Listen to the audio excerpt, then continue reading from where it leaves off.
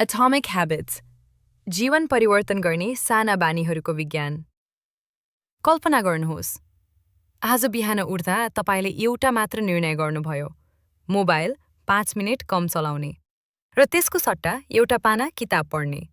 त्यो 5 मिनेट सायद आज केही पनि परिवर्तन गर्दैन, भोलि पनि ठूलो फरक देखिँदैन, तर यदि यही सानो निर्णय तपाईले 1 वर्षसम्म दोहोर्याउनु भयो भने के तपाई अझै उही व्यक्ति रहनुहुन्छ? सायद होइन। आज हामी सफल मानिसहरूको एउटा यस्तो रहस्य बुझ्नेछौँ जुन विद्यालयले सिकाउँदैन, जुन विश्वविद्यालयको पाठ्यक्रममा हुँदैन, तर जसले संसारभरका करोडौं मानिसहरूको जीवन बदल्न मद्दत गरेको छ। धेरै मानिसहरू सोच्छन् सफलता भनेको ठूलो अवसर हो, ठूलो भाग्य हो, वा एउटा असाधारण प्रतिभा। तर वास्तविकता बिल्कुल फरक छ। सफलता धेरैजसो अवस्थामा साना, लगातार दोहोरिने निर्णयहरूको परिणाम हो। नेपालमा एउटा विद्यार्थीलाई हेरौँ, उसको सपना छ लोकसेवा पास गर्ने।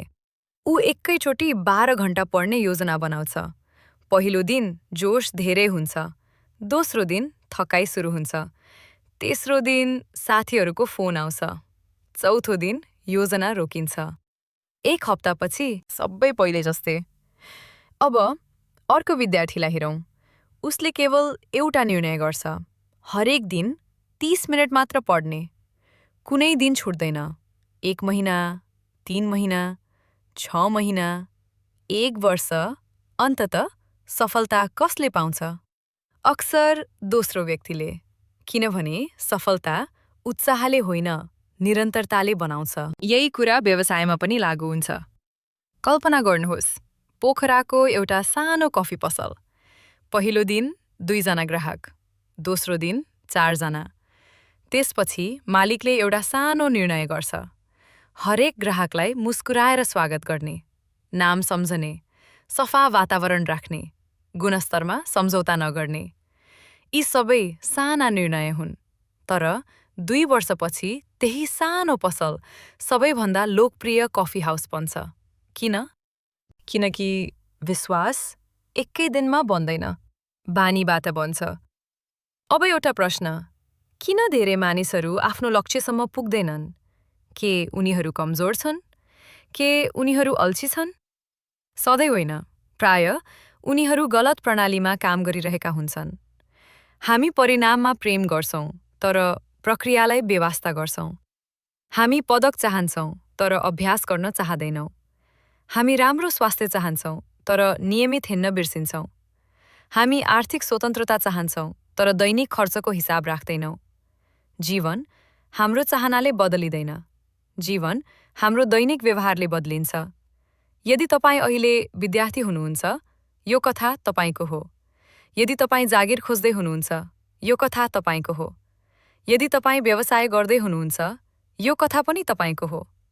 यदि तपाईँ विदेश जाने सपना देख्दै हुनुहुन्छ, वा परिवारका लागि राम्रो भविष्य बनाउन चाहनुहुन्छ, त्यसको सुरुवात ठूलो परिवर्तनबाट होइन, आज यही क्षण गर्न सकिने एउटा सानो राम्रो बानीबाट हुन्छ। तर प्रश्न अझै बाँकी छ, यदि साना बानीहरूले जीवन बदल्छन् भने त्यस्ता बानीहरू बनाउने सही तरिका के हो? किन केही बानी टिक्छन् र केही दिनमै हराउँछन्? अर्को भागमा हामी बुझ्नेछौँ हाम्रो मस्तिष्कले बानी कसरी बनाउँछ र किन 1% सुधारले वर्षौंपछि अकल्पनीय परिवर्तन ल्याउन सक्छ। किनभने जीवन परिवर्तन गर्ने शक्ति सधैँ ठूलो निर्णयमा हुँदैन। कहिलेकाहीँ त्यो केवल आज गरिएको एउटा सानो सही निर्णयमा लुकेको हुन्छ। सूर्य हरेक बिहान उदाउँछ, तर हामीले उसको परिवर्तन देख्दैनौँ, किनकि त्यो परिवर्तन बिस्तारै हुन्छ। हाम्रो जीवन पनि त्यस्तै हो। आज गरिएको एउटा राम्रो निर्णय सायद आज नै देखिँदैन। 1 हप्ता, 2 हप्ता, 1 महिना, सबै उस्तै जस्तो लाग्न सक्छ। तर समय साना प्रयासहरूको साथी हो। कल्पना गर्नुहोस्, 2 जना साथी, दुवैको उमेर 25 वर्ष, दुवैको आम्दानी समान, दुवैसँग समान सपना। तर पहिलो साथी हरेक दिन 500 रुपैयाँ अनावश्यक खर्च गर्छ। उसले भन्छ, आज मात्र त हो। अर्को साथी त्यही 500 रुपैयाँ बचत गर्छ वा आफ्नो सिप सिक्न खर्च गर्छ। सुरुका केही महिनासम्म दुवैको जीवन उस्तै देखिन्छ। तर 5 वर्षपछि एउटासँग अनुभव हुन्छ, सिप हुन्छ, आत्मविश्वास हुन्छ। अर्कोसँग यदि मैले त्यति बेला सुरु गरेको भए भन्ने पछुतो। सानो निर्णय, ठूलो भविष्य। हाम्रो मस्तिष्क आराम खोज्छ। त्यसैले हामी सजिलो काम रोज्छौँ। मोबाइल खोल्नु सजिलो, पढ्न बस्नु गाह्रो, सुतिरहनु सजिलो, बिहान दौडिनु गाह्रो। तर यही कठिनाइभित्र भविष्य लुकेको हुन्छ। आजको सानो असहजता भोलिको ठूलो स्वतन्त्रता बन्न सक्छ। नेपालको एउटा गाउँमा एउटा किसान हरेक दिन आफ्नो बारीमा जान्छ। उसले आज बिउ रोप्यो, भोलि केही देखिँदैन। एक हप्ता अझै केही देखिँदैन। यदि ऊ अधैर्य भयो भने उसले भन्न सक्छ, बिउ उम्रेन। तर उसलाई थाहा छ, परिवर्तन पहिले माटोभित्र हुन्छ, त्यसपछि मात्र बाहिर देखिन्छ। हाम्रो मेहनत पनि यस्तै हुन्छ। परिणाम पहिले देखिँदैन, तर प्रगति भइरहेको हुन्छ। अब एउटा विद्यार्थीलाई फेरि सम्झौँ। एसईई परीक्षा नजिकिएको छ। ऊ हरेक दिन केवल 45 मिनेट ध्यान दिएर पढ्छ। मोबाइल बन्द, कुनै विचलन छैन। उसका साथीहरू कहिले 10 घण्टा, कहिले बिल्कुलै पढ्दैनन्। परीक्षाको दिन फरक कहाँ देखिन्छ? ज्ञानमा मात्रै होइन, आत्मविश्वासमा। किनकि निरन्तर अभ्यासले डरलाई पनि हराउँछ। हामी प्राय सोच्छौँ, म प्रेरित भएपछि सुरु गर्छु। तर वास्तविक जीवन उल्टो हुन्छ। तपाईँ सुरु गर्नुहुन्छ, त्यसपछि प्रेरणा आउँछ। पहिलो दिन मन लाग्दैन, दोस्रो दिन अलिक सजिलो लाग्छ, 10औं दिन यो बानी बन्छ। र एक दिन तपाईँ आफैलाई सोध्नुहुन्छ, म पहिले किन सुरु गरिन? किनकि कार्य प्रेरणाको कारण पनि बन्न सक्छ। जीवनमा सबैभन्दा ठूलो प्रतिस्पर्धा अरूसँग होइन, हिजोको आफ्नै संस्करणसँग हो। यदि आज तपाईँ हिजोभन्दा 1% राम्रो हुनुभयो भने तपाईँ सही दिशामा हुनुहुन्छ। सफलता छिटो दौडनेको मात्र होइन, नरोकी अगाडि बढिरहनेको पनि हो। तर एउटा ठूलो प्रश्न अझै बाँकी छ। यदि साना बानीहरू यति शक्तिशाली छन् भने हामी किन बारम्बार पुरानै बानीमा फर्किन्छौँ? किन मोबाइल हामीले नचाहँदा पनि हातमा पुग्छ? किन राम्रो बानी सुरु हुन्छ तर टिक्दैन? अर्को भागमा हामी बुझ्नेछौँ हाम्रो वातावरण हाम्रो इच्छाशक्तिभन्दा किन धेरै शक्तिशाली हुन्छ र कसरी घर, टेबल, साथी र दैनिक परिवेशले हाम्रो भविष्य निर्माण गरिरहेका हुन्छन्, हामीलाई थाहा नै नदिई। तपाईलाई एउटा प्रश्न सोधौँ। यदि तपाईलाई एउटा कोठामा राखियो जहाँ टेबलभरि चकलेट छ, मोबाइल सधैँ तपाईको हातको दूरीमा छ, टेलिभिजन खुला छ र किताब एउटा बन्द दराजभित्र लुकाइएको छ, त्यो अवस्थामा तपाई के रोज्नुहुन्छ? सायद मोबाइल, चकलेट वा टेलिभिजन? किन? किनभने हाम्रो दिमागले सबैभन्दा सजिलो विकल्प रोज्न खोज्छ। अब त्यही कोठा बदलौँ। मोबाइल अर्को कोठामा छ, टेबलमा एउटा किताब, छेउमा पानीको बोतल, भित्तामा तपाईको लक्ष्य लेखिएको छ। यस वर्ष लोकसेवा पास गर्ने, यस वर्ष 50 वटा किताब पढ्ने, स्वस्थ शरीर बनाउने। अचानक सही निर्णय लिन अलि सजिलो हुन्छ, किनकि कहिलेकाहीँ हामीलाई बदल्नुपर्ने आफू होइन, हाम्रो वातावरण हो। नेपालको एउटा सानो गाउँ, काभ्रेको एउटा विद्यार्थी।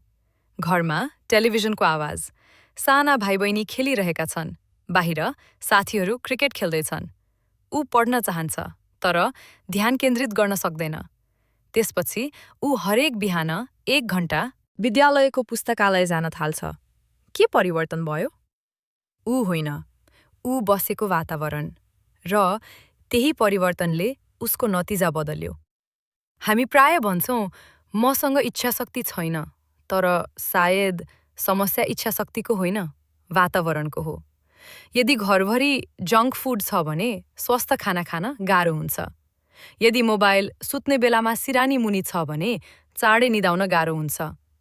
यदि काम गर्ने टेबल अव्यवस्थित छ भने ध्यान केन्द्रित गर्न पनि गाह्रो हुन्छ।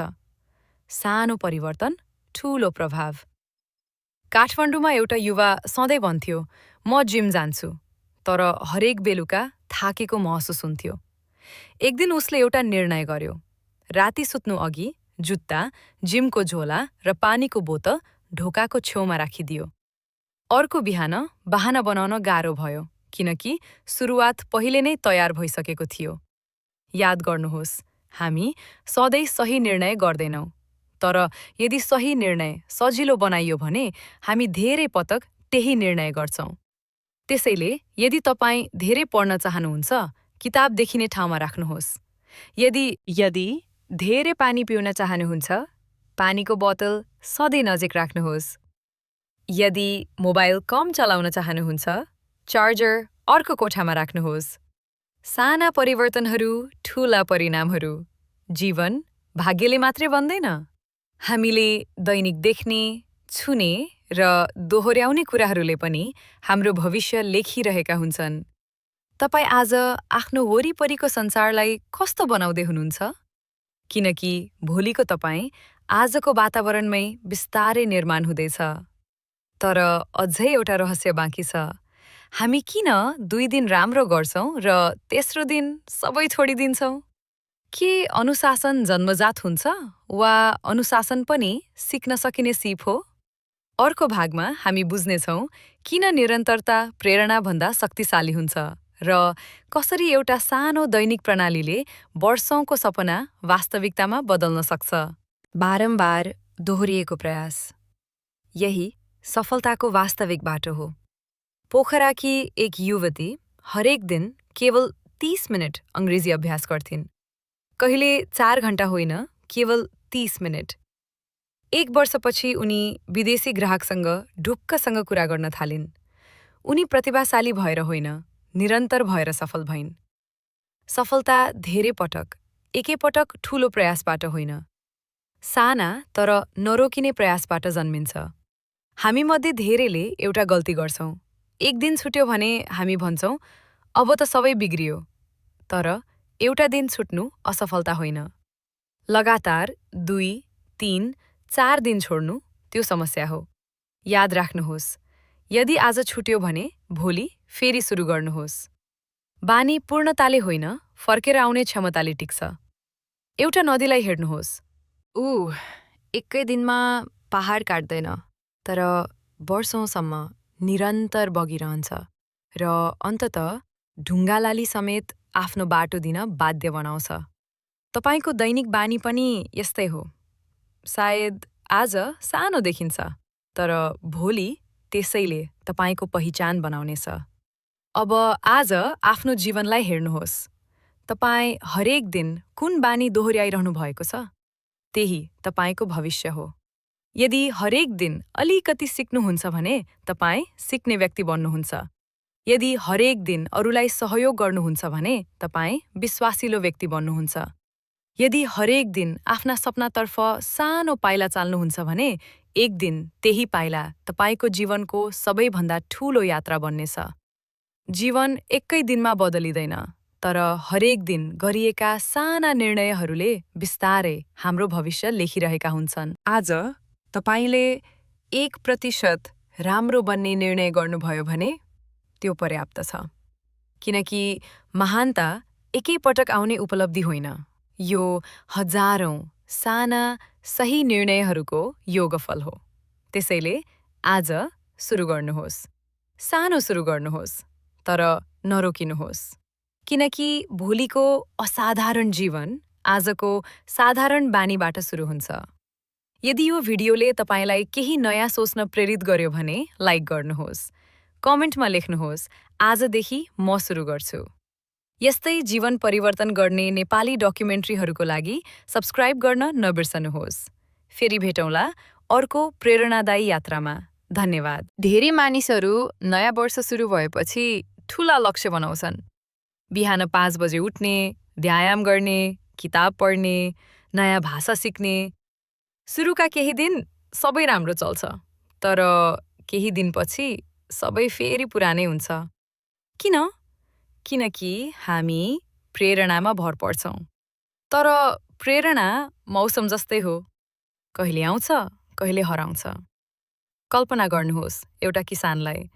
यदि उसले मन लागेको दिन मात्रै बालीमा पानी हाल्यो भने के बाली राम्रो हुन्छ? हुँदैन। किनकि बिरुवालाई प्रेरणा होइन, नियमित हेरचाह चाहिन्छ। हाम्रो सपना पनि यस्तै हो। दैनिक सानो प्रयास,